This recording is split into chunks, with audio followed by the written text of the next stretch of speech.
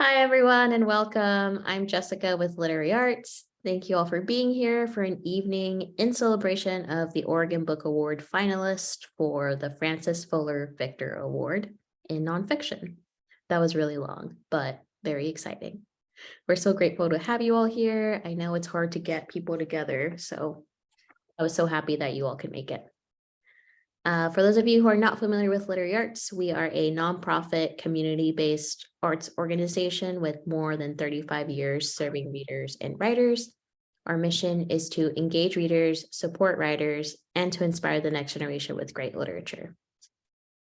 Our programs include Portland Arts and Lectures, programs for youth, the Oregon Book Awards and Fellowships Program, and the Portland Book Festival. We also offer reader seminars, writing classes, and free literary events year-round. As a reminder, the Oregon Book Award ceremony will take place on April 3rd at the Armory. I hope you all will join us, and I'm really excited to hear from you all. Our first reader tonight is Anita Hanig, who is the author of The Day I Die, The Untold Story of Assisted Dying in America from Source Books. Another reminder really quick before we get started is that there is a Q&A at the end. If you want to put your questions in the Q&A tab, that will make it easier for me to find them. But if you also put them in the chat, I'm happy to gather those and ask our panelists at the end. Okay, thank you so much. Anita, are you ready? Yes. Can everybody hear me okay? Okay. And then well, start. Thanks so much for joining us tonight, everyone. It's such a treat to be able to share all of our work and hear who the other finalists are. I'm going to be reading actually the last chapter of my book, which I've not read publicly before, but I just wanted to mix things up a little bit to keep everything fresh. And so the book really quickly is about largely Oregon's and also Washington's experience with assisted dying, death with dignity as it's known. And in this last chapter, I talk about what the future of the law might hold for Oregon and Oregonians specifically. So I'm just, without further ado, I'm just going to start reading. So this is chapter 12. It's called New Frontiers. And if you're wondering about the accent, it's German. So, okay. I first met Bruce on the marble steps of the Oregon State Capitol in February 2018. Despite being legally blind, the grassroots activists had driven 120 miles from coastal Florence to Salem for a 15-minute meeting with Kathy McCone, the Democratic House representative for his district. Bruce was here to persuade McCone to support a new bill that would expand access to Oregon's Death with Dignity Act. He felt frustrated that the law excluded folks like him who were suffering from a progressive, neurodegenerative disease that wasn't imminently fatal. Bruce was diagnosed with Parkinson's in 2011 at the age of 58. His diagnosis forced him to retire early from his job as an engineering technician in the Sacramento Valley and go on disability. Because the valley heat aggravated his symptoms, Bruce and his wife Kathy soon decided to migrate to a cooler climate. They landed in a small town on the Oregon coast known for its magnificent dunes and old-growth forests, purchased a house on 1/3 of an acre, and acquired 5 dogs. Over the next few years, Kathy watched her husband blossom and rediscover his appetite for life. One thing people don't know about Parkinson's is that it often goes hand in hand with depression and anxiety, Kathy told me. Shortly after his diagnosis, he went on medication for depression and anxiety, and he was not very healthy. When we came up here, he said, "I'm going to get better." And of course, that doesn't happen with Parkinson's, right? Well, by golly, he did. He got better.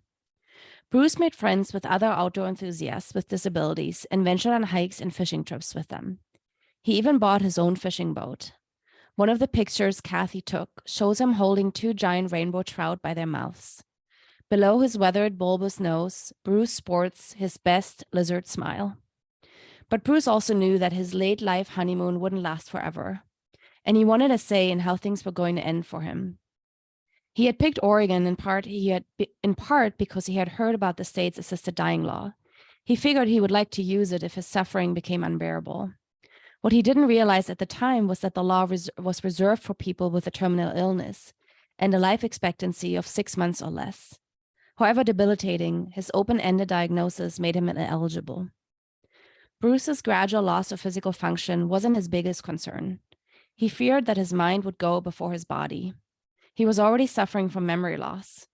Bruce was afraid of what might await a husky guy like him, 6 feet tall, 260 pounds, a former football player, in a memory care facility, where unmanageable patients are sometimes sedated and tied down. While visiting a friend's sister in one such facility, he had seen patients wearing each other's clothes and wedding bands and sleeping in each other's beds.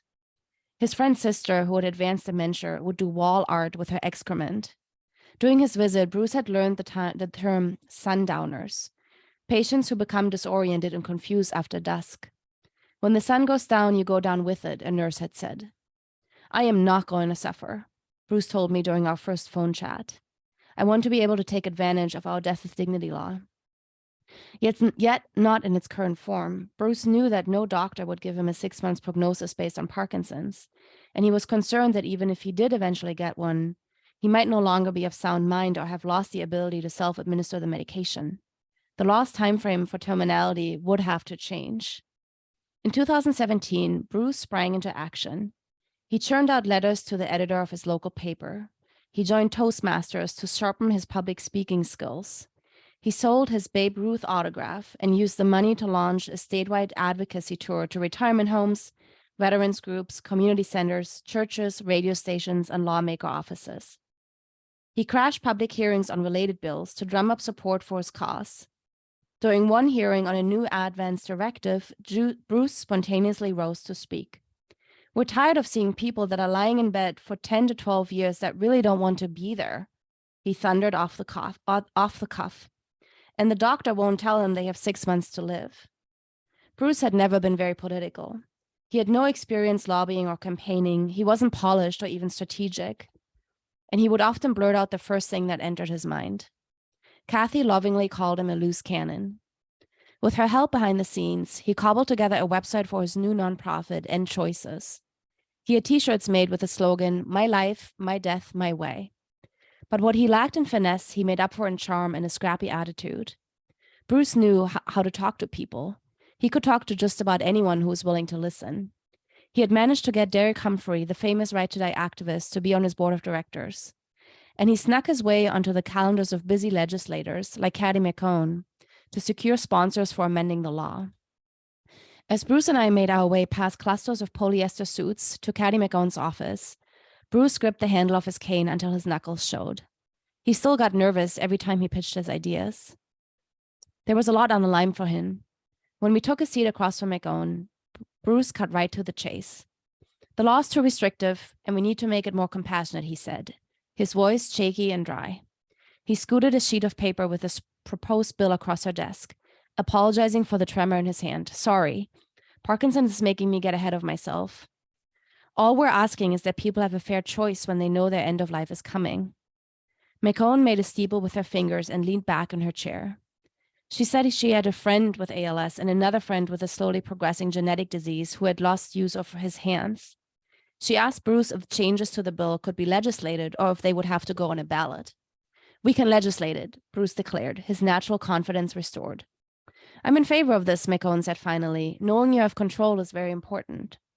But she said she worried about how changes to the law would be received in rural areas, home to her more conservative constituents.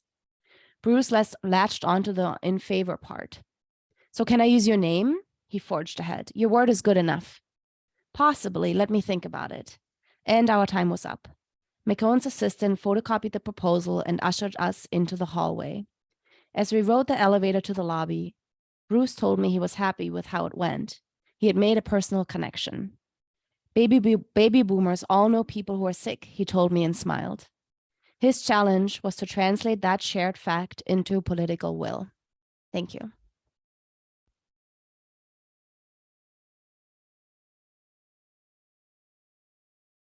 Thank you, Anita. My interest is piqued. Okay, our next reader is Lauren Kessler, who is the author of Free, 2 Years, 6 Lives, and The Long Journey Home from Source Books. Thank you. So we incarcerate more than 2 million people in the United States, but 95% of them eventually leave incarceration. That means about 600,000 men and women are released every year. What happens to them? What happens to them? 6 people, 2 women and 4 men, allowed me into their lives as they left prison and attempted to remake their lives after long-term incarceration. That's what the book is about, Free. I am going to read from it for you. One bit from the beginning and one bit from the middle. When she was 18, Belinda was convicted of stabbing her pimp. She hadn't meant to kill him, just hurt him. She'd been on the street since she was 14 when her mother stopped the car and told her to get out. And she'd learned to take care of herself, or at least stay alive. She spent the next 22 years behind bars. The day she was released from Coffee Creek Correctional Facility, it was raining. She was wearing sweatpants, a size too large, and a cheap nylon jacket, clothes brought in by a friend the day before. She was lit up like a girl rushing out to meet a prom date, but there was no prom date. There was a clutch of late middle-aged women from a faith-based group that had connected with her in prison. There was a dog. It was one of the dogs she had helped train as part of a prison-run canine companions group. She briefly hugged the women and then got down on one knee and nuzzled the dog for a long moment. The dog remembered her. The ladies knew exactly where Belinda wanted to go. In 2 cars, they caravaned to the nearest Starbucks, less than 2 minutes away. She'd heard about the Starbucks from someone inside, a woman who'd come to prison more than a decade after Belinda. Belinda hesitated at the door. 2 of the ladies walked in. A third stood next to her, waiting, silent. Then she gently laid a palm on Belinda's back and ushered her in. They found a table. They ordered for her. She wanted a caramel frappuccino. Someone had told her about caramel frappuccinos. When she took that first step, she closed her eyes. A month later, Belinda and I sit in a booth at a chain steakhouse. She has allowed me to witness her release that day because we had connected while she was inside. I'd interviewed her about her experiences with the prison's hospice unit, where inmate volunteers sat with the dying as their lives ended behind bars. I liked Belinda. She was tough, she had to be, but the hospice work had, I thought, touched a place inside her that maybe had not been touched before. I wanted her to do well on the outside. I thought I owed her at least a dinner for the time she spent answering my questions and for her honesty. And so I had proposed this get-together. Now sitting across from her, I take note that she's ordered the most expensive item on the menu, plus 3 extra sides. The food on the plates in front of her could feed a family of 4, but Belinda hardly touches it. She hasn't looked up from her phone since we sat down. A month ago, she'd never held a smartphone in her hand. Now she is nonstop texting with her thumbs. She'd gotten the phone 3 weeks before. She had acquired a boyfriend a week later. She was in the throes of what sociologists call asynchronicity. While Belinda was in prison, her age cohort moved on. Inside, time was frozen. Outside, other young women acquired and dumped boyfriends or girlfriends, went to concerts, got and lost jobs, maybe went to college.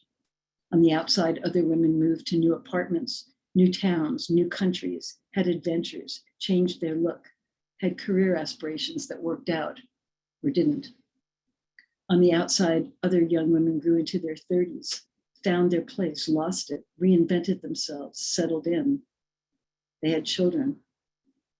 Inside, Belinda had experienced a lot, but none of this. At 40, she was still, in many ways, a teenager. She was a teenager with a new phone, texting a new boyfriend. I watch her. Her hair is dyed matte black. Her eyes are thickly rimmed with black eyeliner. I can see a light etching of crow's feet in the corners of her eyes. She has that hard look that women have when they spent a lot of time in prison. She looks her age, maybe older. Prison does that to you, but she's acting like a high schooler. I wonder what this disconnect might mean for her reentry. That night, I offered to mentor her, be a sounding board, listen to her stories, take her out to lunch or dinner every few weeks. She agrees. It didn't happen. Belinda was consumed with this boyfriend and then with another one after that, with the miracle of the smartphone, with social media, with frappuccinos at Starbucks, with her life. She stopped texting me back. She didn't answer my calls. I never found out what kind of life she made for herself. And that not knowing haunted me. And that knowing prompted me to research and write this book.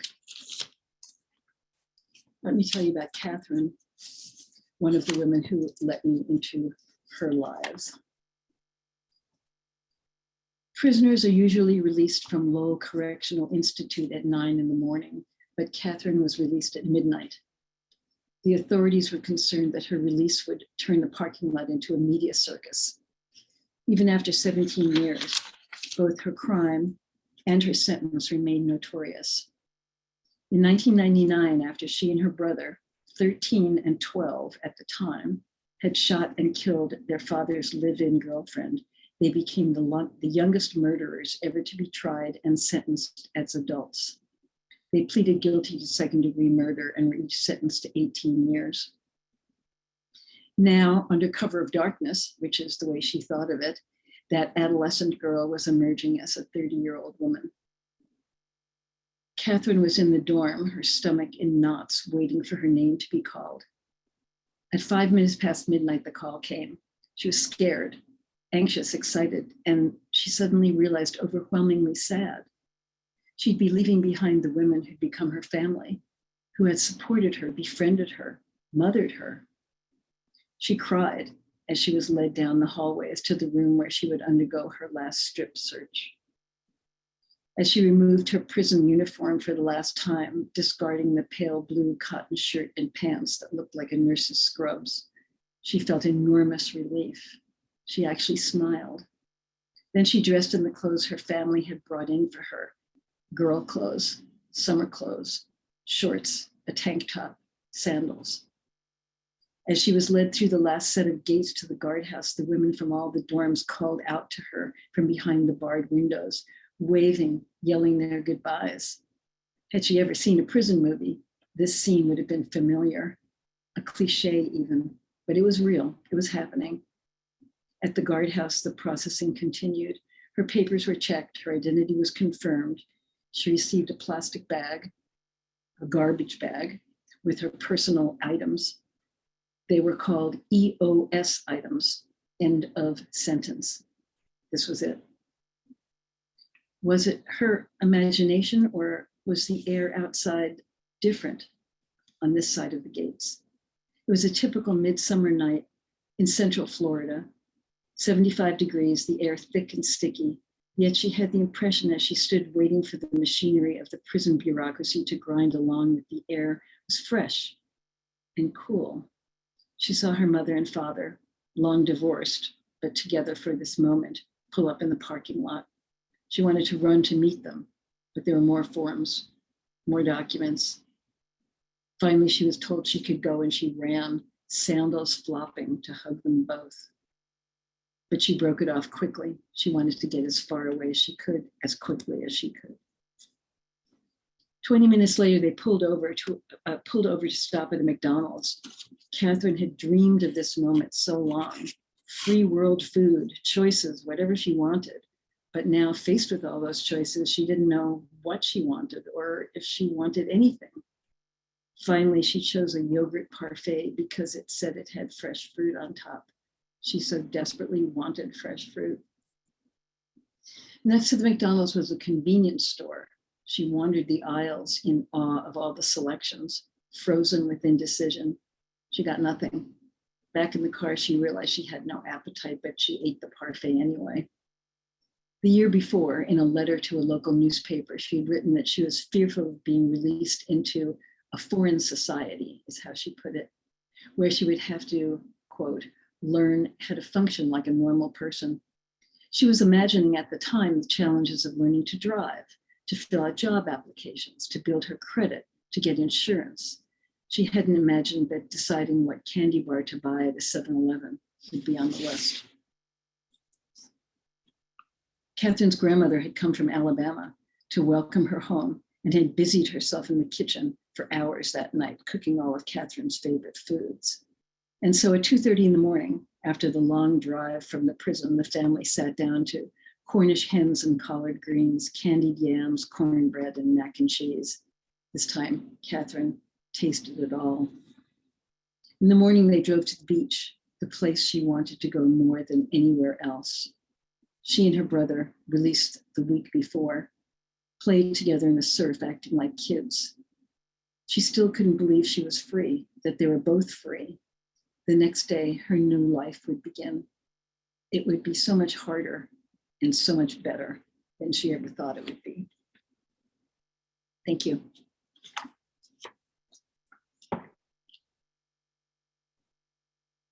Thank you, Lauren.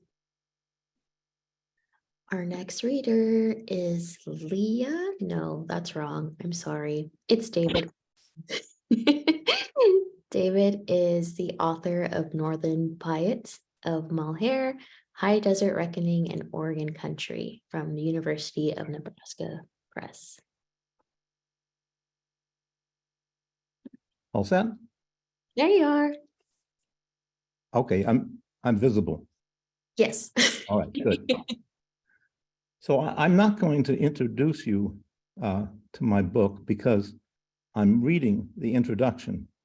So with any luck, it won't need its own introduction. The choice lands in the Willamette Valley of Western Oregon lured about 65,000 settlers across the continent in the 1840s and 1850s. By the end of that period, as good land west of the Cascade Mountains became scarce, immigrants were increasingly drawn to the dry lands east of the mountains. As these newcomers settled along lakes and rivers and in prime grasslands that were sources of the plants and creatures that nourished the Northern Piutes, frictions developed, escalated into shooting, and finally into the Snake War.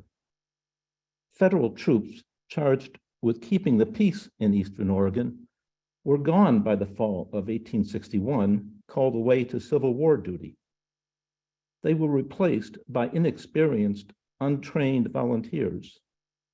Throughout the early 1860s, volunteers, trailing wagon upon wagon of supplies, lumbered about in futile pursuit of the nimble Piutes. The Piutes' knowledge of, quote, the landscape, terrain, food, supply, and water resources put the Piutes at a considerable disadvantage, close quote. The quoted language by Patricia Nelson Limerick, a scholar of the American West, is not a description of the Snake War or of any particular war. Rather, it is one of a dozen patterns that typify white Indian wars generally. The patterns are not universal laws, but are true more often than they are not. Another of Limerick's patterns is that whites were often quite disorganized themselves, so disunited that white Americans sometimes looked as if they might kill each other before the Indians got a chance at them. This pattern also holds true for the Snake War. In the early phases of that war, the officer in charge of the Boise district allowed discipline to lapse and became so ineffective against the Indians that citizens became incensed. Vigilantes hung 60 horse thieves, murderers, and highwaymen, including the sheriff of Boise. Once the Civil War ended, General George Crook was freed from fighting rebels, took command, and brought discipline to the federal forces in the Snake War. Most white Indian wars did not pit whites against Indians, Limerick asserted in describing another pattern, because Indians were usually on both sides, as indeed they were in the Snake War. The volunteers had rarely succeeded in engaging the Paiutes in pitched battle, but Crook believed in using Indians to fight Indians. He enlisted Warm Springs and Paiute scouts to find Indian war camps, on which he mounted surprise dawn attacks, from which escape was next to impossible. This tactic brought into play another pattern, the difficulty of keeping a clear line between combatants and non-combatants. Surprise dawn attacks on a sleeping Indian camp invariably produced a fight ensnaring as many women and children as warriors in the darkest and grimmest dimensions of human nature. While the Snake War conformed neatly to the patterns that white Indian conflicts formed over the decades, the Paiutes' next and only other war did not. The Bannock War lies at the heart of this narrative. In typical white Indian conflicts, the natives' knowledge of their land, of sources of food and water, of arroyos and caverns, gave them a significant advantage. But this was not so in the Bannock War, because most of the fighting was on lands foreign to the Paiutes. The Bannock War defied other patterns as well. The whites did not lack unity. Non-combatant involvement in battles was uncommon, and there was little in the way of torture, maiming, rape, mutilation, murder. According to Sarah Winnemucca, daughter of Chief Winnemucca and a central figure in the Bannock War, Paiutes never even took a scalp. Yet this war that bucks many conventions of white Indian conflict and that took fewer than 100 lives of white and native combatants combined was calamitous to these Paiutes. Long after the shooting stopped, the war served as a vehicle for oppression of these Indians, a war that, as wars go, was relatively tame and virtually free of the brutalities and atrocities that were so common in white Indian conflicts, was in the long run at least as devastating to the Paiutes as any war was to any tribe. The devastation was not inflicted by bullets or bayonets or torture, but words are loaded pistols and were the Paiutes' undoing. In the run-up to the war, during the war, and in its aftermath, a white war narrative from dissembling government officials and from undiscerning press reports and histories. Nearly every history that discusses this war declares that the hostile Indian forces were led by the primary Paiute chief, Egan. None disagrees. For almost a century and a half, Paiutes have lived under the dark shadow of this myth of the Bannock War. The fate of these Paiutes was forged from a chorus of voices, from the Machiavellian Indian agents at Malheur, William Reinhardt, across the continent to William Tecumseh Sherman, Commander-in-Chief, U.S. Army. The Paiutes had a remarkably able, if mercurial, advocate in Sarah Winnemucca, who was ideally matched with her steady and unflappable colleague, Paiute Chief Egan. Yet the Paiutes' relationship with Sarah Winnemucca was complicated, for she had sided with the Bluecoats in the Bannock War. She seemed to be in the company of whites as much as Paiutes. Each of her 3 husbands was white, and 2 of them deadbeats. And it was not uncommon to find her name in news accounts of bar fights and drunkenness. She gave speeches to white audiences explaining the wrongs that her people had suffered. "We want you to try us for 4 years," she told one audience. "And if at the end of that time we don't learn or don't work or don't become good citizens, then you can do what you please." Her condemnation of the treatment of the Paiutes and the enthusiastic response of her listeners in the press reached 3,000 miles from San Francisco to Washington, D.C., and the office of Carl Schurz, Secretary of the Interior. He invited Chief Winnemucca, his daughter Sarah, and son Natchez to the capital. After hearing Sarah's account, Schurz declared that the Paiutes would be freed from their confinement, touching off a storm of opposition from government officials. "I protest," erupted James Wilbur, whom Schurz considered the best Indian agent in the nation. Others were no less vocal. From the conflicting voices and actions of these characters emerged the machinations by which the truth was concealed for 140 years.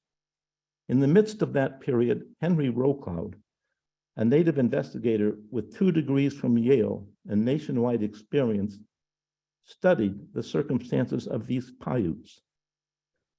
This account unearths the disinformation, traces it back to its origins, and follows it forward to its impact, revealing how, as found by Rocloud, such a gentle war reduced this native people to the most destitute in the nation. Thank you.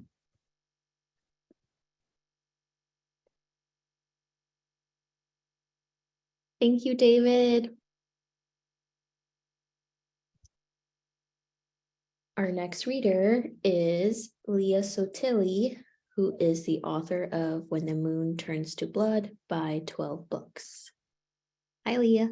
Hi, thanks for having me. And it's such a thrill to be here with so many authors that I admire. I am going to read also, like Anita, from a part of my book that I have not read in public before. It's the 10th chapter. And a big part of my reporting for this book was trying to understand and figure out who Lori Vallow was. So the gist of the book is that it's an investigation into a case involving a number of deaths and 2 people who are accused of conspiring to commit murder, first-degree murder, and many other things. And it's a very high-profile case that's been covered by lots of true crime outlets and things like that. But I really wanted to kind of get at some of the portrayals of Lori Vallow, the mother of 2 children who were found dead, and understand sort of a bit of why she is portrayed the way that she is. So this is chapter 10, part of chapter 10. In the 16th century, the goddess Fortuna was often depicted in paintings as blindfolded, standing over a spinning wheel of fate, the wheel of fortune, in total command of stopping it, but completely unaware of where the needle would land. In some paintings, Fortuna is shown cranking the wheel blindly, turning and turning the giant mechanism. Alone, she chooses either great fortune for the world or a terrible fate. By 2004, Lori Cox was 30 years old and had changed her name to Lori Ryan, adopting the surname of her 3rd husband. In a video from that time, she smiles and laughs with her whole body as she stands over a giant spinning wheel. Her eyes are wide open, almost sparkling under bright television studio lights. She wears a bubblegum pink V-neck sweater. In 2004, the American game show Wheel of Fortune was in its 29th year. Not just anyone can stand at the wheel. Interested players must apply, sending the producers of the show an application and a headshot, and especially passionate fans will make a video presenting a case for why they, specifically, would be a great contestant. Lori was ready-made for television. Pretty, perky, flirty. Her hair was perfect. Lori Ryan from Austin, Texas, Pat Sajak introduced her, a hairstylist in Austin. That's right, she called back, nearly interrupting the host. The best. She smiled a smile that could sell toothpaste. Sajak asked about her family. I have a wonderful husband, Joseph, at home, she said, sounding rehearsed, who's watching our 2 beautiful children, Colby, who's 7, and Tylee, who's 1. Sajak asked what they did for fun. We like to play all kinds of sports on our 3 acres, she told him. Sounds like you have a nice life there, Sajak said. Congratulations. We do, she said, shrugging her shoulders. Lori was an ideal game show contestant, squealing and laughing and jumping when the game went her way. She solved one puzzle by correctly spelling out the names of 4 characters from the sitcom The Love Boat. Overall that day, she came in second place, walking away from the big spinning wheel with $17,500. That same year, Lori also competed in the Mrs. Texas beauty pageant as Mrs. Hayes County. The pageant seeks outgoing, intelligent, confident, attractive married women, but chooses its winner based on who the judges see as the most beautiful. In her interview before the competition with a panel of judges, she wore a white silk sash over a black blazer.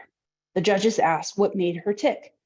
Being a good mom is very important to me, she responded, and a good wife and a good worker.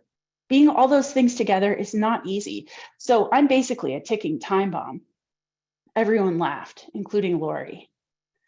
The show itself was a standard 3-part beauty pageant. It kicked off with a musical number where all the contestants danced together. That year, the women sashayed on stage to a country song in red cowboy hats, white t-shirts, and denim, with each competitor putting her own personal spin on the outfit. Lori chose a pleated denim cheerleader-style skirt and a t-shirt that showed off her flat, toned stomach. Afterward, all the women ran off stage to change into their swimsuits. During the next portion of the Mrs. Texas competition, the female announcer told the crowd to whistle and cheer, reminding everyone of how difficult it can be to walk a stage in a swimsuit. As each contestant strutted in front of the audience in high heels, slow but not too slow, smiles frozen like they were interrupted mid-laughter, the announcer called out each woman's specs: age, height, hair, and eye color, and just for fun, their favorite food. Contestants were given a choice to wear either a 1- or 2-piece swimsuit. Only one contestant chose a traditional 1-piece. All wore silver high heels. Lori was contestant number 13. She emerged from backstage in a sky blue bikini with a halter-style top and a belted waist, like Ursula Andress in the 1962 James Bond movie Dr. No. She wore her hair in a high ponytail, earrings sparkling from her earlobes. She's 30 years old and stands at 5 feet 6 inches tall. She has blonde hair and blue eyes, the announcer explained. If you can believe it, her favorite food, like several others before her, was chocolate. As the women crossed the stage one by one in their swimsuits, the announcer remarked if they were mothers. This competition was, after all, reserved for married women. The suggestion was that to be a contender, one had to be heterosexual and married to a man, successful and smart, pretty and perky, waif thin, even if they'd birthed children. Their bodies were magazine flawless, all evidence of childbirth erased or carefully concealed. They needed to smile, smile, smile, smile, be the same, show no evidence of pain, past or present, show no indication of the weight of balancing so many things, of the stress of trying to have it all. When every contestant had been introduced, the swimsuit-clad women lined up in a long row, like store mannequins with hands on hips. The legs are gorgeous, gorgeous, gorgeous, the announcer said as the judges deliberated over their picks for the top 5 contenders. That is very difficult, don't you think? She remarked of the judges' choice. To pick 5 out of all these great bodies? The competitors never stopped smiling. Beauty pageants often read like a bizarre, archaic ritual, a relic of a pre-feminist era, a reminder that for the majority of human history, women have exclusively been seen in Western societies as sexual objects, childbearers, playthings to be kept in home-shaped cages, let out only to restore world-weary men and keep children quiet. And yet, simultaneously, somehow, this pageant implies a charade of second-wave feminism, a projection of the impossible female who has it all, who's the mother and the moneymaker, ambitious, beautiful, happy, poised, opinionated, but not too opinionated. Beauty competitions can seem like cattle auctions or purebred dog shows, where contestants are examined for their thickness or thinness or overall virility, or how well they represent the species. But seen in an entirely other way, such competitions could be a challenge in self-confidence, a gift to oneself, a reclamation of one's own beauty. Once, I interviewed a domestic violence survivor who said competing in beauty pageants was how she was able to take her body back as her own after being so battered and broken, after having so much taken from her. Later on, Janice Cox, Lori's mother, would tell 2020 the family was proud of Lori for working so hard on her perfect shape to compete in that pageant. She said her daughter wanted to vie for the sash in an effort to save her marriage, implying that by being judged by a panel of strangers on her beauty, she would somehow prove her worth. And in that world of skin-deep beauty, Lori thrived. Whereas other competitors walked the stage stiff-legged and hesitant, she glided over its surface like an ice skater. In the musical number, she looked like a cheerleader again. In a swimsuit, she strutted like a Southern California girl back on the beach. During the final segment of the competition, the competitors paraded before the crowd in long, elegant gowns, like queens. Lori emerged in a flowing, pure white dress, hair tied up in a French twist. Bob Carlyle's butterfly kisses echoed in the auditorium as she walked. She was just recently on the Wheel of Fortune and won over $17,000, the announcer said, fabric hugging her gin-hewn physique. In her pure white gown, Lori looked like she had been waiting for this, practicing for the moment the world would finally really see her. In fact, throughout her life, it seemed Lori's looks often dazzled people to a point where they didn't look deeper, beyond the facade, into who she really was or what she really thought. People didn't take her seriously. It was as if they couldn't hear her because all anyone could see was a glittering star, a beauty so bright it was blinding. That's it.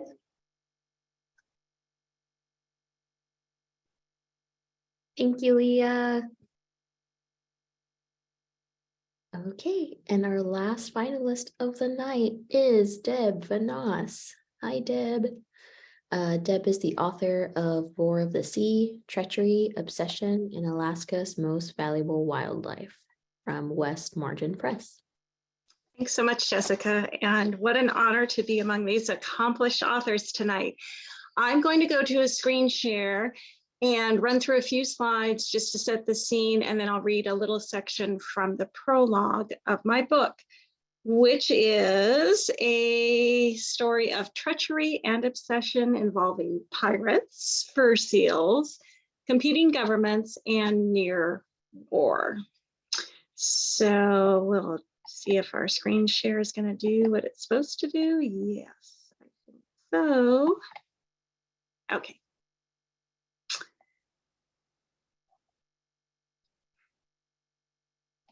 So just to show you what, oops, let me just make sure that we're got our, all right. I don't want to make y'all dizzy with this first slide here. Okay. So I'll just, as I said, run through a few slides to give you the scene. This prologue takes place, as I said, Bering Sea, August 1905, and specifically the Pribilof Islands, which you see here, and it is a foggy day. You'll hear me mention Alex McLean, who's one of the SEAL pirates, and this is a picture of one of the SEAL pirate ships during that time. Alex McLean was the model for Jack London's The Sea Wolf, and he is after fur seals for their coats, which are very valuable. The pelts are very valuable. These are some of the sailors you'll hear me mention. And at this point in the prologue, McLean is being chased by a US revenue cutter. There's a warrant out for his arrest from San Francisco. So he's been running from this particular revenue cutter for weeks now, and they're closing in on him. So we'll start with just the hunters in their butcher boats. The hunters will shoot whatever seals they can spot bobbing in the water. Never mind that most of the carcasses will sink before they can be retrieved. After that, they will attempt a land raid. hoping the greased claws they've wrapped around their oarlocks will allow them to reach shore without the Anunga guards knowing if they can find the shore through the fog. The seals, crowded onto their island breeding grounds, are easy pickings. It helps that only a small contingent of guards in servitude to a company that profits from a 20-year government lease on the islands protects the rookeries from shore. The land, the seals, and the indigenous people all are deemed United States property, and all are now threatened by McLean and his pirates. Unexpectedly, the air lightens. Sunshine pierces the sky, the fog shifting into tendrils that curl like cat's tails around the men's weathered faces and their thick arms. Ahead lies the island. They will make land, do their bloody work, and get the hell out. A seal swims near one of the butcher boats. In these frigid waters, her remarkably dense fur of 300,000 hairs per square inch keeps her warm. To the pirates, this matka, as Russian traders called cow seals, is nothing but a fur pelt to be stacked below decks, then shipped off to London to be stitched into a coat. Hundreds of miles from the mainland, shrouded in nearly perpetual fog, the matka's Pribilof breeding grounds were for millions of years one of the Earth's best kept secrets. But fueled by the 18th century's lust for furs, a Russian trading captain steered his frigate toward the den of the seals, and the game was up. After the Russians, the Americans took charge of the islands, slaughtering seals by the millions. As it stands in 1905, the United States has recouped the entire $7.2 million it paid for Alaska in 1897, and then some, from tariffs collected on the sales of Pribilof seal pelts. The matka is, quite literally, a cash cow. Trouble from the Pribilof Islands, entangled interests leading to scandals and threats of war, has spread across 5 nations. The most recent president to inherit the Pribilof seal problem, conservationist Teddy Roosevelt, considers that killing every last seal may be the only solution. The matka, of course, knows nothing of the international wrangling over her kind. She has been at sea for 5 days, a necessary foray to replenish her supply of rich, warm milk for her pup.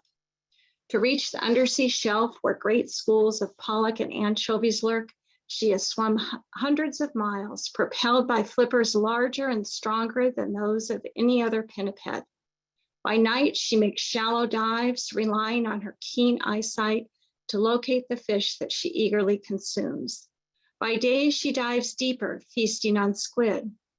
When exhausted by these pursuits, she bobs on the waves, holding both her rear flippers and one front flipper above the water, resting in a way that exposes her white whiskers to the brisk air. Her flippers are eminently practical, but her large, close-set eyes and her short snout, the genera Calorinus means beautiful nose, are her most endearing features. Like the migratory birds that nest by the millions on the Pribilofs, the matka's ties to the islands run deep.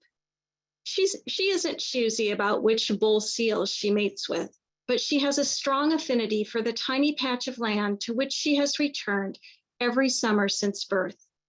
Now that she has nourished herself, she must reach the shore and feed her own young pup. If she fails to, he will die, as no other matka will feed him. 10 years in these waters, and so far she has beaten the odds. In theory, she should live for a quarter century or more, but the zealous harvesting of fur seal pelts has shortened her species' average lifespan to 4 years. Only 3 decades ago, the Pribilof fur seal population was close to 5 million strong. Now the matka species is a dying breed, and her circumstances are about to worsen. If she survives both the hazards of the day and the hazards of the season, she'll venture south in the autumn, riding ocean currents through Umiak Pass, following the western coastlines of Canada and the United States to the warmer waters of central California. There, she will gobble herring and hake, nourishing not only herself, but the pup that gestates within her. Like every matka, she has been pregnant for all but a few days of her adult life. 2 days after giving birth, a beachmaster, one of the big breeding bulls 5 times her size, impregnated her again. Amid the screeching gulls and pounding surf and roaring seals, the matka picks out the bleating of her most recent pup, born weeks ago. During her pup's first days on Earth, she memorized the modulations of his voice. If she escapes McLean's hunters, she will remember the sound for years to come, long after she and the pup have separated. In no other species, save humans, do mother and young recognize one another's vocalizations for such a long time. Attentive to the pup's bleeding, the matka notes an unfamiliar sound while bobbing in the waves. Not the splashing of other matkas plunging from shore to feed, but a shallow, rhythmic splashing.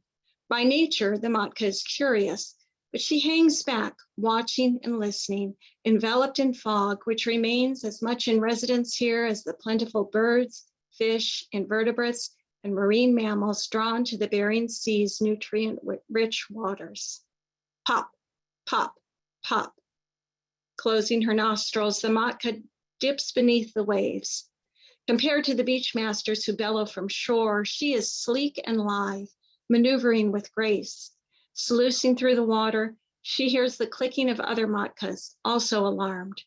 Her heartbeat slows, prolonging her capacity to stay underwater and elude danger.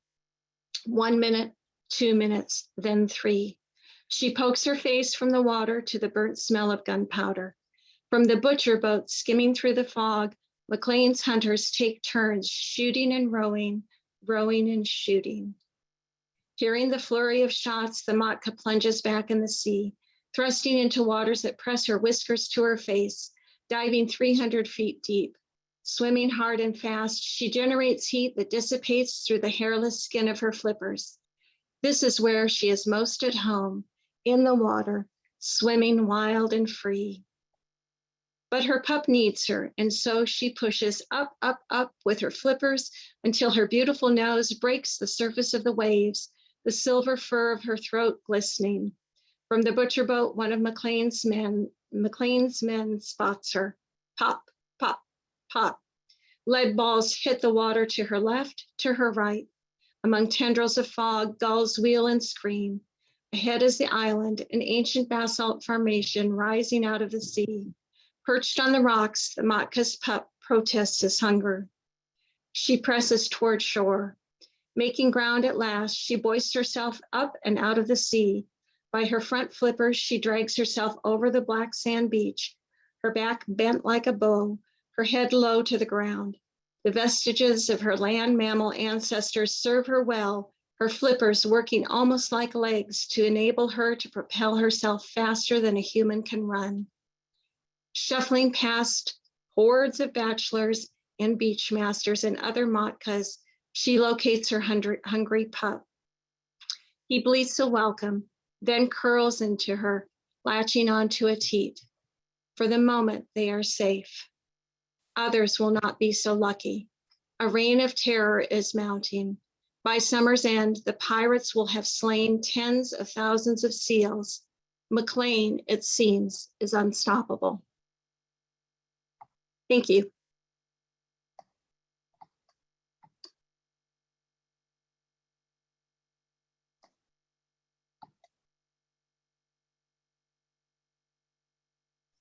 Thank you, Deb. I'm going to have all of our finalists turn your camera and microphone on, and then we'll start our Q&A. I'll remind people in the audience that you can put your questions in the chat or the Q&A tab, and I should be able to catch them. Let me change my view. Thank you all for sharing. That was really delightful to hear all these different projects.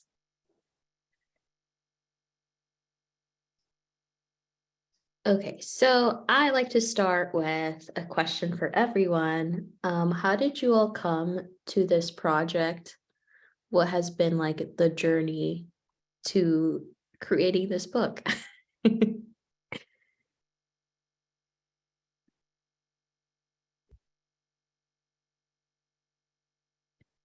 Would you like us to go in the same order we read? Sure, if that would make it easier, maybe. Yeah. Okay, I'll go.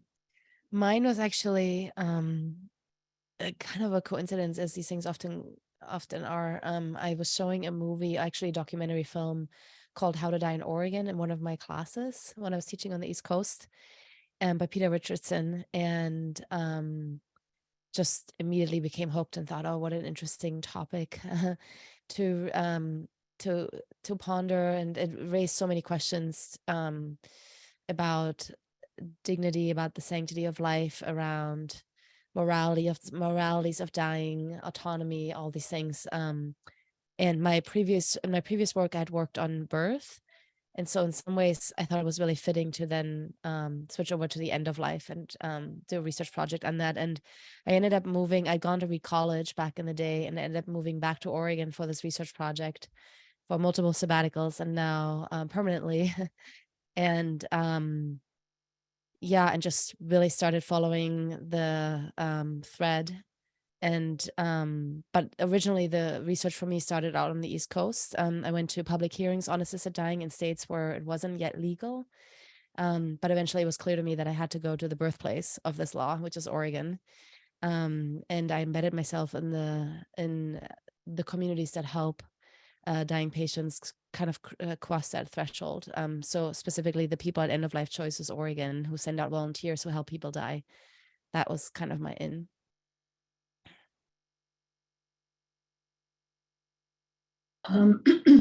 So I had written a book prior to Free that's called Grip of Time. And it was based on the work that I did at Oregon State Penitentiary. I started a writers group for lifers.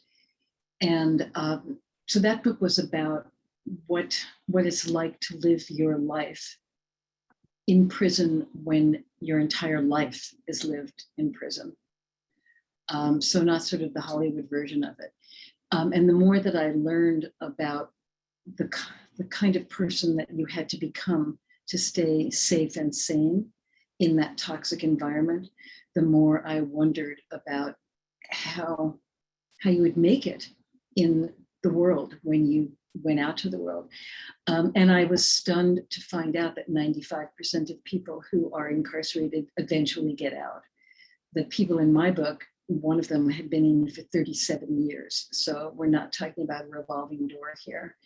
And I was, so I wanted to know how that transition would happen, what obstacles would be faced, and the kind of resilience that was built up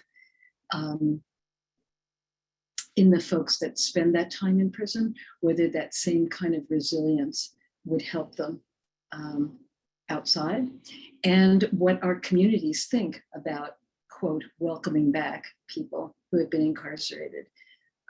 So that's the big answer to it. The smaller answer is that I had done some work, as I read in the prologue. I had done some work at Coffee Creek, talking to women who had sat with dying patients or dying other people who were dying who were incarcerated, and I really wanted to follow Belinda. I wanted to see what happened to her, and then I couldn't. So I reached out and found some other folks. So Lauren, sorry, David. Lauren, one of the stories that are featured in your book is Sterling Cuneo, who Yes.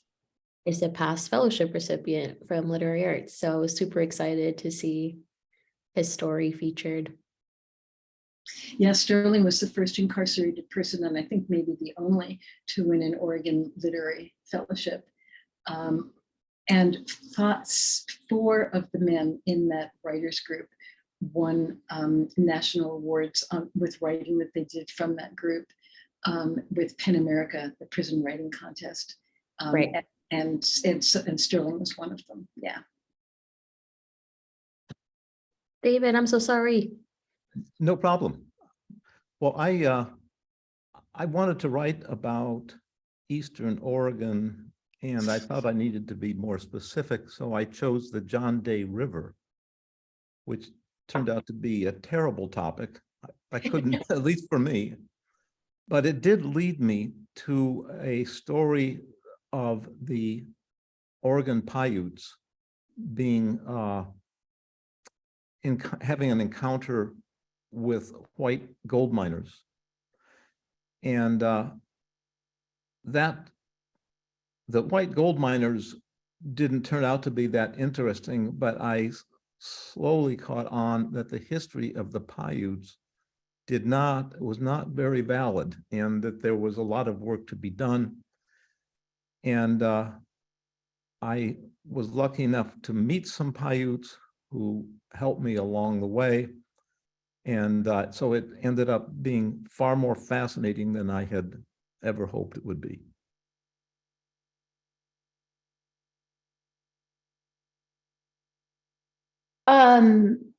My book project started for me kind of at the moment that my career changed, which was in 2016.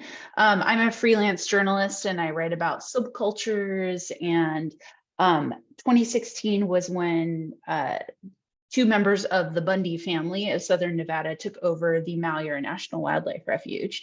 And my work as a reporter just changed completely. I started really focusing on writing about political extremism, and that led me to create a story project and podcast with Oregon Public Broadcasting called Bundyville, which dives deeply into the religious ideology of the Bundy family and how their beliefs of their sort of twisting and interpretation of the Mormon faith led them to create standoffs with the government.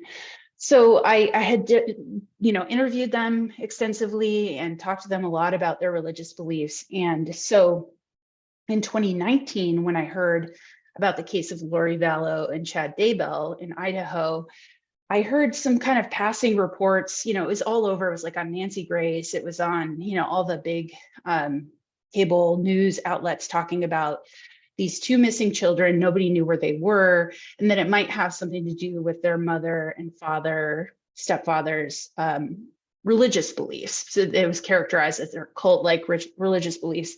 And I knew that they were LDS. And so, sort of being somebody that can't ever stop reporting, I just kind of started to look around, and I wondered if maybe they shared some of the same twisting and interpretation of the LDS faith that the Bundys did. And it turned out that there were a lot of really clear connections to that sort of movement. So that's kind of where it began for me. And it was really seeing this story that was being kind of talked about in this true crime space and realizing that there was actually a story of religious extremism that people were missing because they weren't acquainted to the kind of cultural and political landscape of the Mountain West.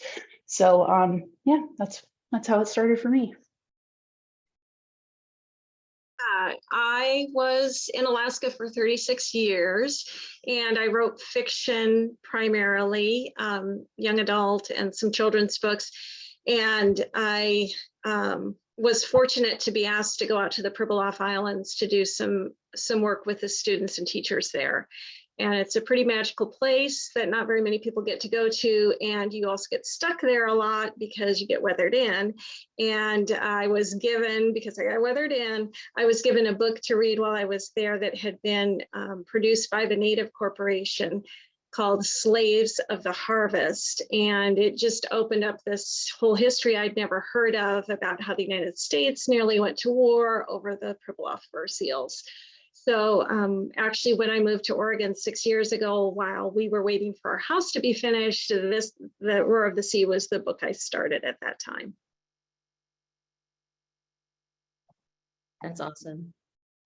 I just love to hear what web or what string people follow. I guess in a similar vein, I'm curious about the process of researching for you all, what that looks like. I I'm also super curious about when you know your research is done or if it's ever done. How do you encapsulate your book, and how do you read and write? Are you doing research and then writing? Are you doing both simultaneously?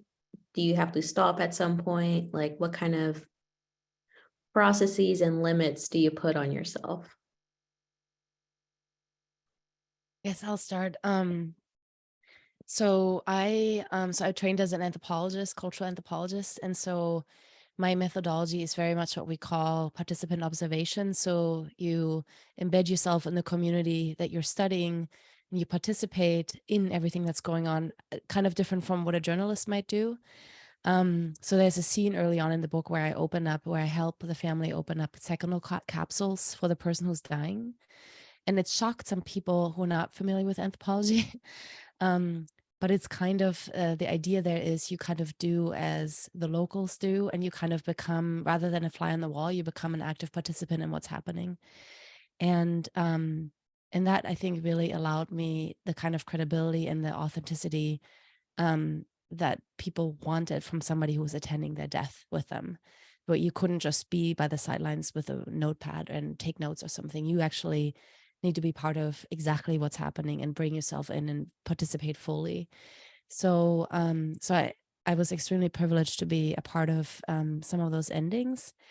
And I don't know if others feel this way, but I could kind of see as it was happening, you see a story taking shape as it was happening. There's certain things you commit to memory, and then you just go home and and you just write down some thoughts. And I try to talk with anybody who had anything to say about death dignity. And those were opponents, proponents, people, activists, doctors, physicians, patients, families. And you just kind of get passed around in that community once that kind of breaks open for you, as it is probably for everyone. And I think I would say, in the end, 5% of my material made it into the book. And it's always so shocking to look at everything you have and then think about, oh my God, I need to really pare this down for the book. But I would say that when stuff ceased surprising me is when I knew I would stop. When I just kind of had heard things kind of said in similar ways, when it was really hard to surprise me anymore, is when I felt like, okay, I think I have enough here for this book. And I need to just get on with the actual writing. And those things were pretty separate from me, I would say. Like, the research was done and then the writing began. I didn't do a lot more research once I had started writing, only a little bit here and there, like the last chapter. But I kind of felt like I wanted to get as good of a handle as possible before I actually put pen to paper.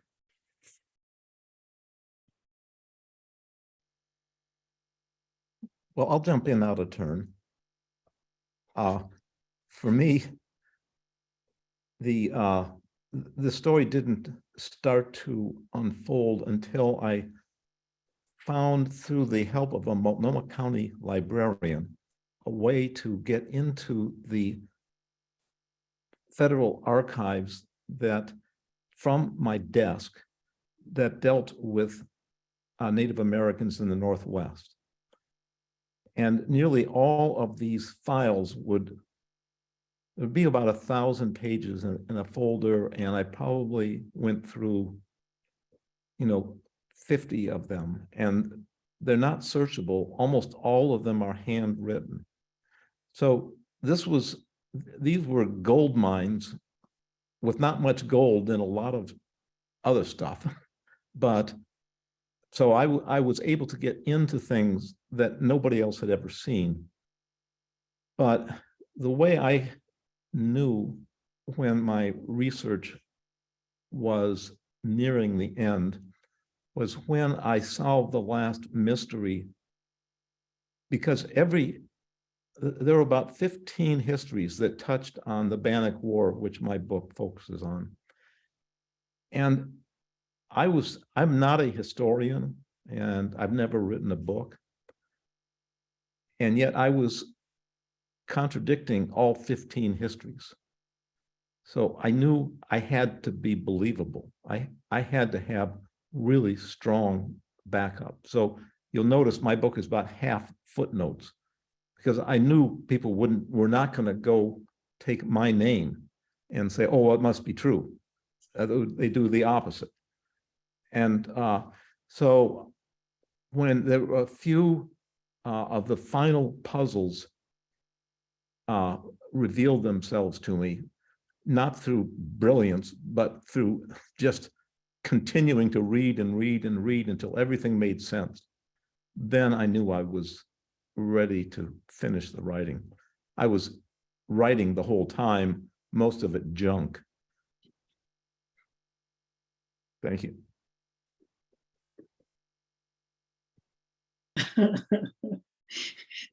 That's a hard act to follow, David. Oh, thank you. I was writing most of the time. I was writing, and most of it was junk, which is kind of how most of us feel at the end of the day. So thank you for that. So I am an immersion reporter, and the big challenge for this book was to gain and keep and build on the trust of people who have learned for most of their life not to trust anybody, and to be part of their lives at a really crucial part of what they were doing. And so I think that was the, I mean, I did a lot of research around incarceration and reentry, and what is a successful reentry and rehabilitation and all that kind of stuff. So the sociologists and social scientists and criminologists who've done the research, I read what there was out there, but the real research was being part of these people's lives. So I have a plan. I fool myself into writing by saying that I'm just going to write up my notes. So I will have spent some time or days with people. I see that Leah is smiling because she probably does the same thing. So I'm just going to type up my notes, and then of course it becomes a piece of the story, and it may not be as beautiful, if it's beautiful at all. It may not be as honed or polished as it becomes, but it's so I write as I research. But I agree with Anita that you have to have a plan, you have to have a map, you have to know where you're going. But but you also have to be flexible, because you learn as you go. I think that I write myself into a place of knowing, so I know more.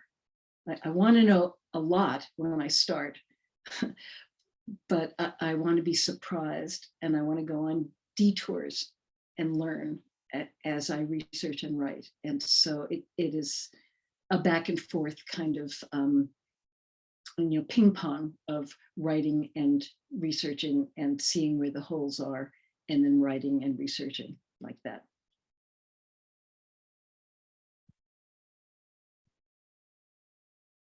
I think that when, oh, sorry, were you gonna go? No, go ahead. Okay. I often refer to myself as a garbage journalist. And the reason I say that is because I feel like I often come along after a story has become less attractive for other people to work on. And then I go through the garbage, sometimes literally, and find what other people missed. And in the case of the Chad Daybell and Lori Vallow story, it was such a saturated story. So by the time that I arrived, nobody wanted to talk. Nobody, everyone had shut down. People had signed deals for movies and podcasts and things like that. And so I had to kind of poke through and figure out what people had missed. And the thing that I felt that they had missed was this ideology at play. Chad Daybell was a prolific writer of LDS fiction, which was a thing I did not know existed before I started this project. So I bought all of his books. It was, April 2020, and I strung up a hammock on my porch and I laid around reading LDS fiction for months. And I read every single one of his books. And what I found was, having been reporting on far-right extremist groups in the Northwest for quite some time, I found that they read much like a lot of those types of writings by other groups. They were kind of books filled with conspiracy theory, far-right conspiracy theories, all kinds of things that I was familiar with. So it allowed me to sort of understand the background of who this man was. But then I started just doing the things I felt like other people hadn't seen, digging through tax records and court documents and kind of finding the imprint that these people had made and that their families had made. So that's kind of where I always start, is I poke around and see what else there is to see in the public record and what's out there. Both of them, specifically Chad Daybell, had left a pretty big imprint on social media. And in social media circles with preppers, with extreme preppers. So I joined a lot of these forums and kind of sat in the sidelines and watched what people talked about, and talked about the world ending in 2020 and in 2021 and in every other year. So that's what I do. I agree with everyone else that I feel like I have to just report and report and report. And oftentimes I think that when I hear myself explaining the story to someone over dinner, and I realize that's when I'm usually ready to start writing.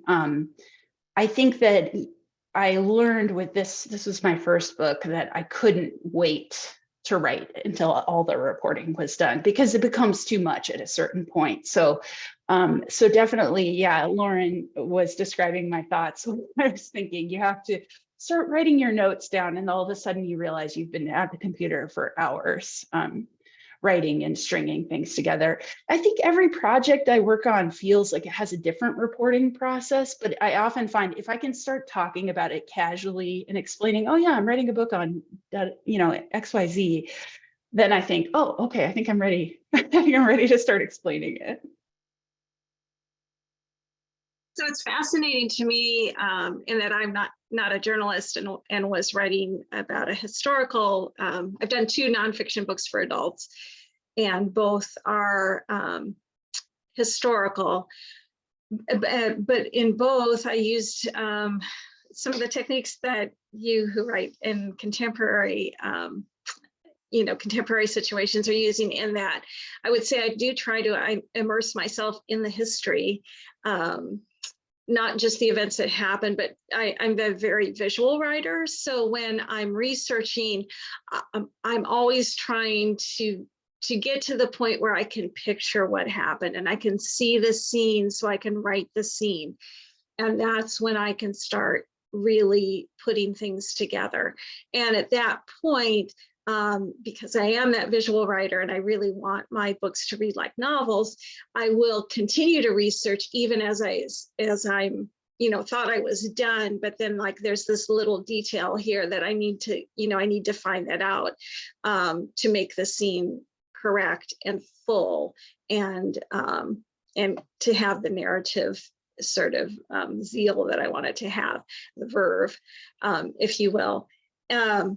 And I did find what you said, David, really resonated with me, and that both my nonfiction books are, I ended up not intentionally, but taking like a contrary view to what other historians had written about my subjects. And I felt more of a burden as soon as I knew, like, oh, I'm bucking like what everybody else has written basically about this person, but I am finding other evidence. And so then there's this real feeling like I have to make sure I can back up what I'm saying. To wrap up though, I'll do a little cautionary note. Like my first book I did it was my first nonfiction for adults. And so I would like heavily documented.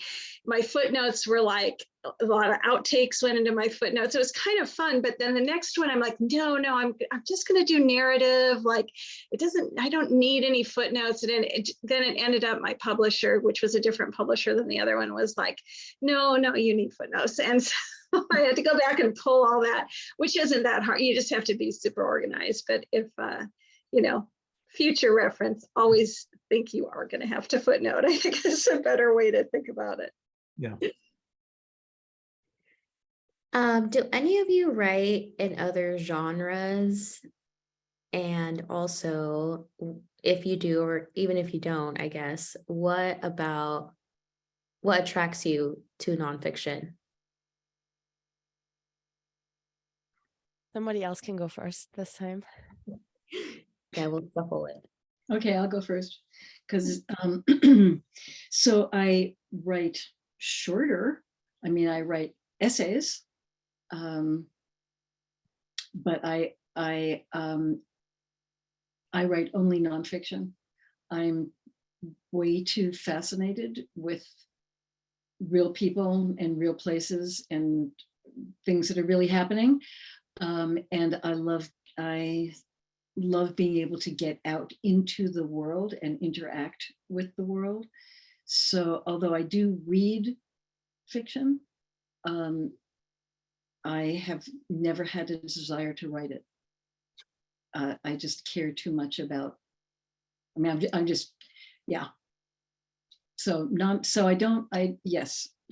So I write essays, and I've had a blog since possibly blogs were invented. I mean, it's a really long, been around forever. And so I write 300 to 400 word pieces.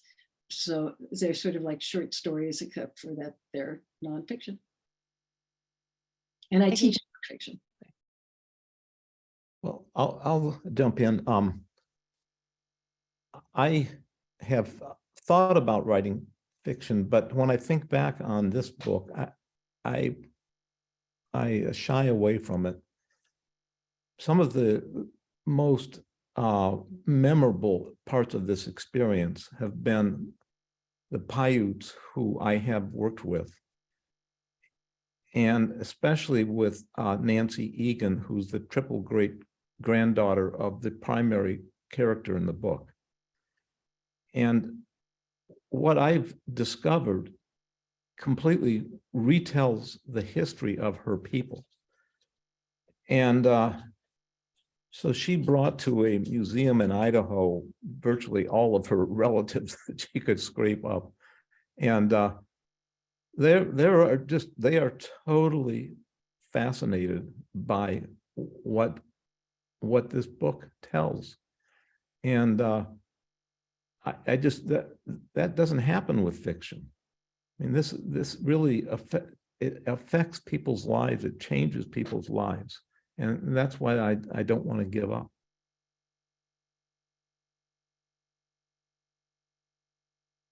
Yeah, I write, I often say that the only type of writing I don't do is poetry. I write, I do long form investigations. I do shorter news pieces. I've been known to do breaking news, not a thing I choose to do, but sometimes need to live as a writer. I took up writing podcasts a few years ago, which I think is a really exciting genre and a real challenge to describe and bring those visceral elements of nonfiction into the ear. And I do write fiction, though I haven't in several years. I like to write short stories. I think it used to be a really good palate cleanser for my brain, I guess, but I think it also says something that I haven't done it in a while. I just haven't had the headspace for it. That, like Lauren was saying, there's so many urgent things to work on that it starts to feel like, how do I choose, my writer brain space? How do I choose to use that and fill it?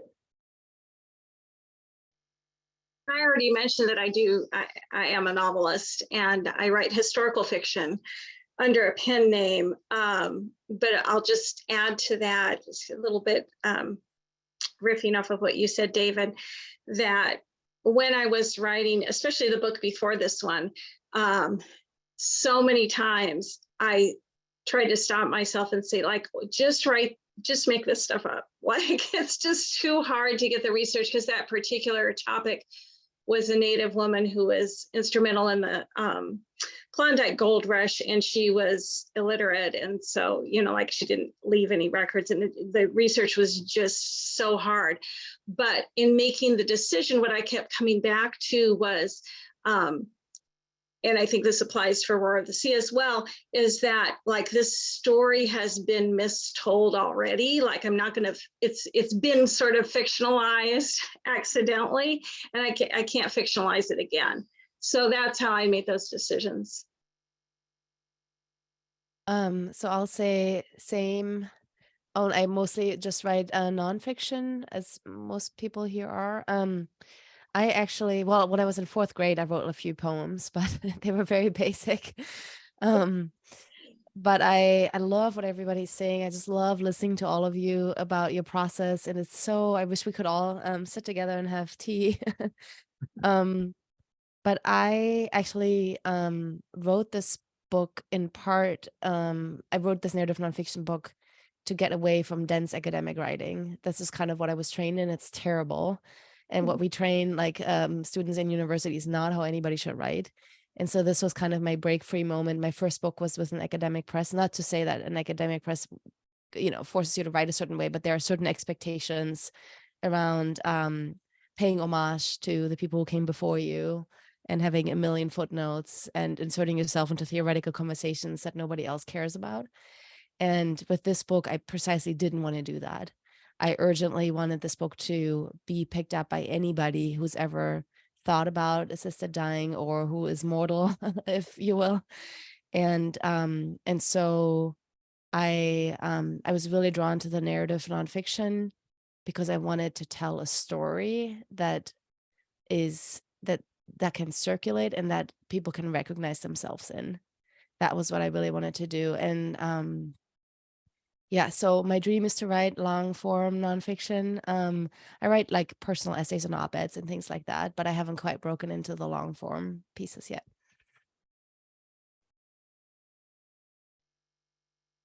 I have kind of a fun question. What has surprised you the most, either while doing research for this project or just about your project being out in the world?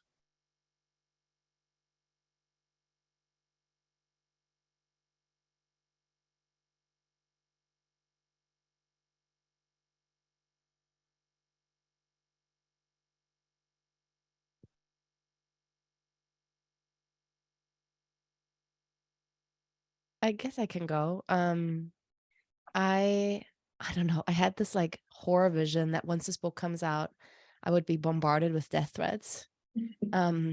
Or that people would just like show up at my house and threaten me. And so none of that has happened because there are people who will, I mean, similar to the abortion debate, people feel really strongly about this issue. And it becomes pretty clear in the book that I view these laws as favorable.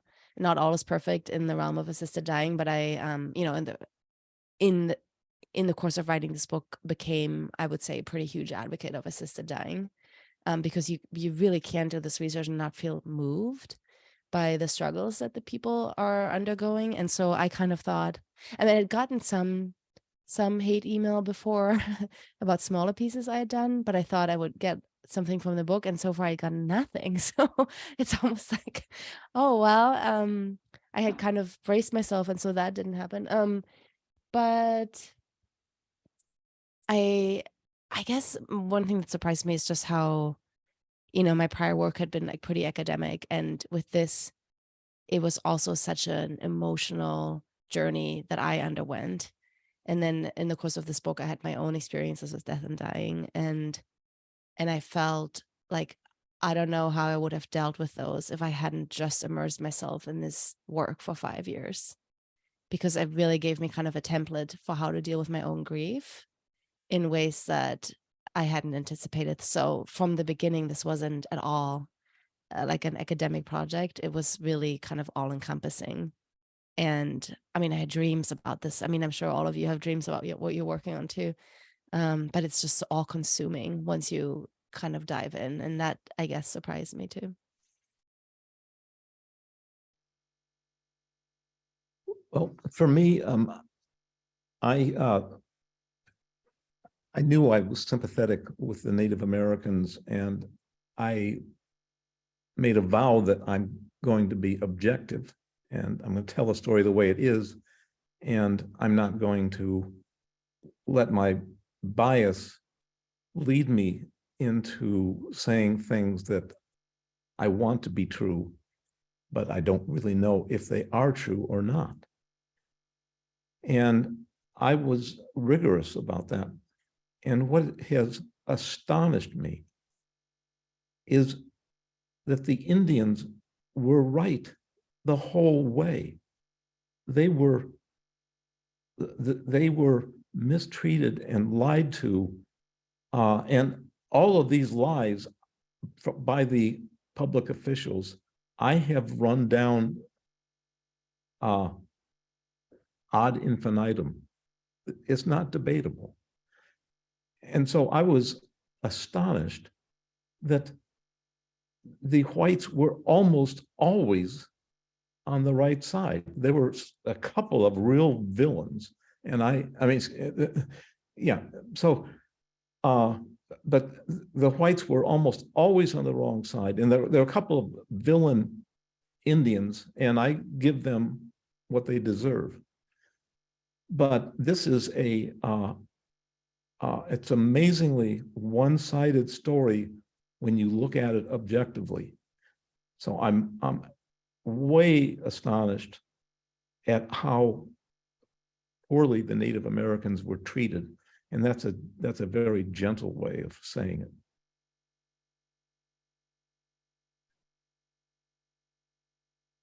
it. I would say that as I went out after this book was published and I did readings in various places, the number of people who have been touched personally by the criminal justice system prior to both the Grip of Time, which was before this book, and this book, I had actually never known anybody who'd been in prison.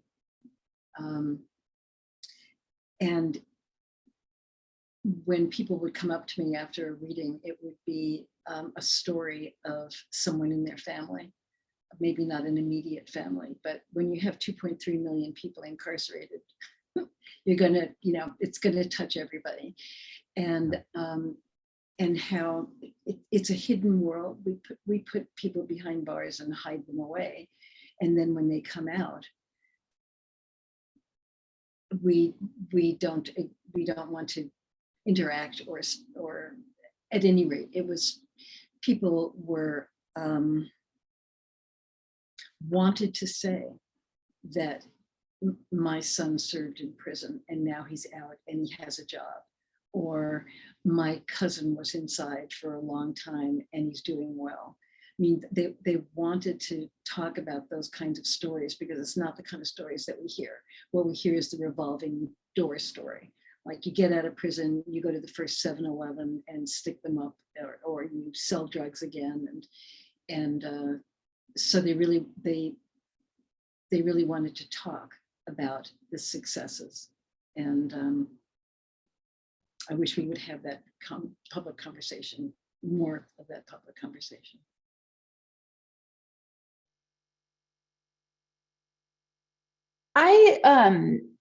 One of the most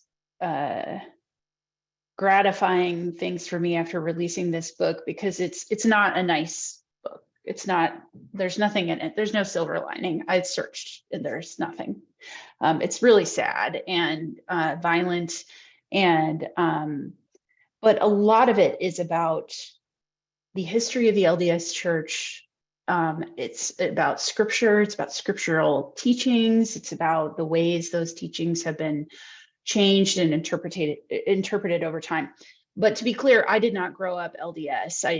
I've never been a Mormon, and I felt that for me to be able to even be qualified to write this book, I had to do so much research in not only into scripture and teachings, but Mormon culture. And I recently, as I've kind of this has gone out there in the world, I sort of expected the worst. You always sort of expect your worst voices in your head to become real people.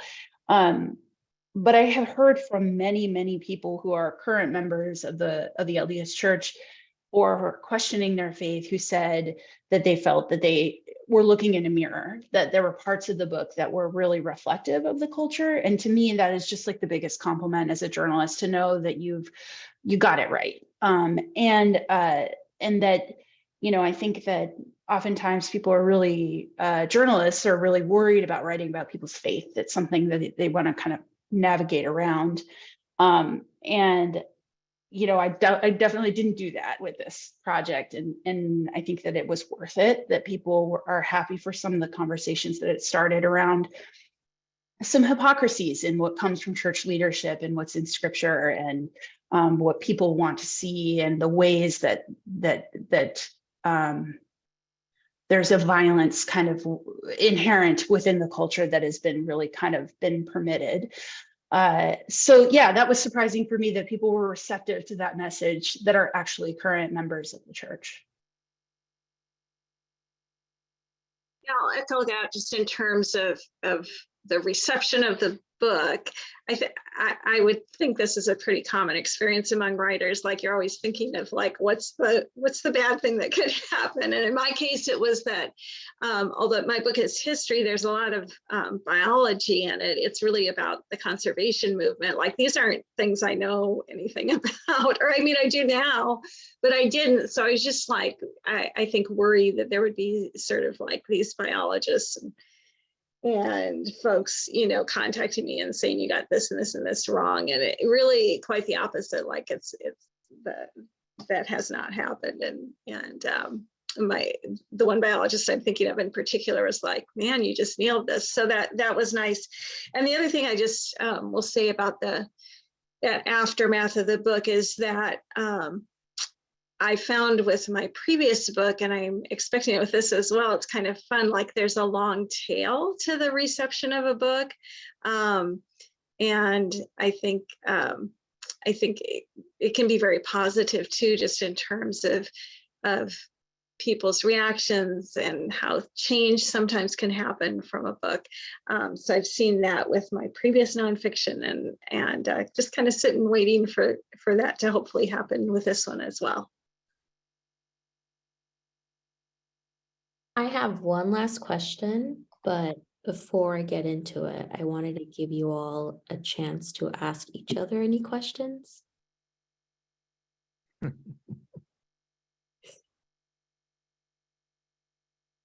Is anyone else really hungry for dinner? That's my question. Okay.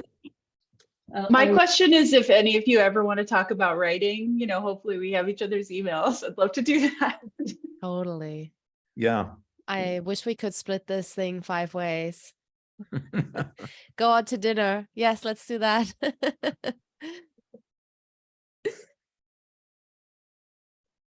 I just wish that the rest of the planet was made up of people like these 5 writers, you know. I guess I have one question if people really quickly want to entertain me here. What's your process for coming up with a new big book idea? Because I kind of feel like, I don't know if you guys know Parks and Recreation, where Leslie Knope did like a big, great thing, and then thought she could never have another big idea again, or another like big thing. That's kind of where I am right now. Not to say that my first idea was big or anything, but do you leave yourself time? How do you, or do you already have new things cooking, or does it just take a while before you're kind of excited about something new?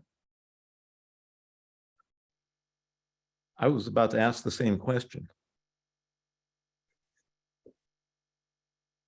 I like a good research wormhole. And if I can see that it's deep enough, then I know that that's a project worth working on. Like, that's going to take me some time to dive in and try and answer that question. But yeah, I also set ridiculous deadlines for myself to try to just, I think it's the same. Like, I'm always worried, like, oh God, I'll never have another idea. So I just like overwhelm myself with ideas and deadlines to just keep going. Like, I don't know that that's right, but that's the way I do it.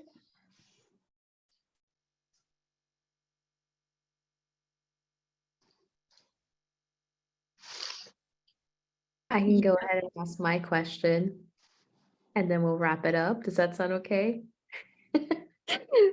Maybe my question is too close to Anita's or in opposition. What are you currently working on? I'll go first. Mine is really quick. I am working on a mortality journal, a guided mortality journal that I actually just finished today. It's basically kind of like a sequel, but not really sequel to The Day I Die, because it's a totally different genre of guided journaling, which I guess is something people do now. And it basically takes content that I put together over the years when I was still teaching a death and dying class, but it puts it into a journal format with like little blurbs and prompts, and it basically takes somebody gently by the hand and kind of allows them to explore their own mortality. So that will be out June 2024. So I'm excited about that, but it was a totally different project. Word count 4,300 words, so very different.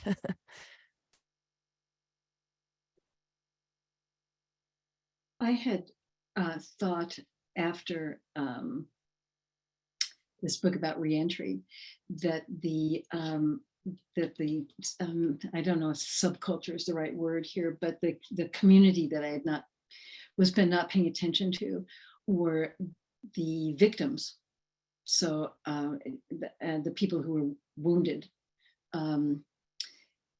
And that took me many iterations away from just thinking about the people who had been physically or emotionally wounded by crime to the invisible wounds that we all suffer, and how we, and healing and wounds and suffering. So another light book that has gotten deeper or something since my 500-mile walk across northern Spain for the Camino de Santiago, which is a spiritual healing journey. I'm not spiritual, but it was a healing journey, and gave me a lot of time to think about the shape we're in, and not accepting the new normal. So it's a rejecting of the new normal and something like that. There you go. I have to insert myself right after Lauren, because the project I'm working on is a little bit coming from the same space of not being a spiritual person, but understanding how people focus on spirituality in times of questioning and great divides and things like that. So so that's part of the impetus for the project I'm working on. Very vaguely, I'm trying to trace a common conspiracy to its very most root point, which goes back 200 years, and trying to understand how a conspiracy theory gets passed like a torch from generation to generation and changes and becomes a vessel in which people pour their hopes and fears into. So that's what I'm working on. Well, I remember one of the many dead ends I went down. I thought about it some more, and I think maybe it's not a dead end. It's a different tribe, and the chief was highly regarded by everybody on both sides. And then he met a horrific death by the hand of a bunch of thugs. So it seems like it has drama, but you know, I know from the past that I really, when I go out to look for something, I never find it. I end up going down another path and I find something better. And that's usually what snags me. Wow, these are all books I want to read. That's exciting. I just finished a series, historical fiction, on but based on actual female spies during the American Civil War, which I didn't even know were a thing. So that was really fun to write. I wrote 4 of those. And then I just finished a book. I live near Astoria, so it's called The Shanghai Secret, and it's a just fun historical fiction, again, with some, I always put an author's note even in my fiction and my historical stuff so people can sort out the facts. I want to make sure they know what the facts that go with them. So I'll just mention that I have some information about a Civil War female spy. I'm sure you probably have run across, but I've connected her up with some Oregon stuff, and I'd be happy to share it with you. And I think you have my email. So. Oh, cool. I would love You- that. And you I was may going to have- say to you, You, although go ahead. Oh, I'm really fortunate and thankful to Literary Arts that I think because of this nomination, I'm doing a history pub at McMinimans Kennedy School next Monday on my other book, which is somewhat similar to yours, David, Wealth Woman, which is about the Native woman in the gold rush. So anyway, yeah, thank you, Literary Arts. Much appreciated. When's the one on Kennedy School next Monday night at 7. Thank you.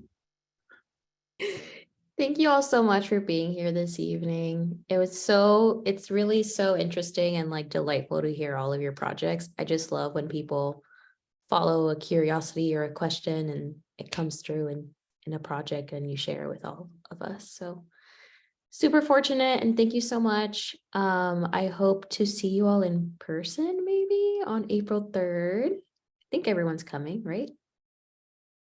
Maybe. And now I'll let you go eat dinner. Thank you so much. Thank you so much. Well- This was well Thank done. you. So nice to Thanks meet so all of much. you. Great to meet you. Same. all right. See you Yeah. soon. Take care, everyone. Good job, Jessica. Bye.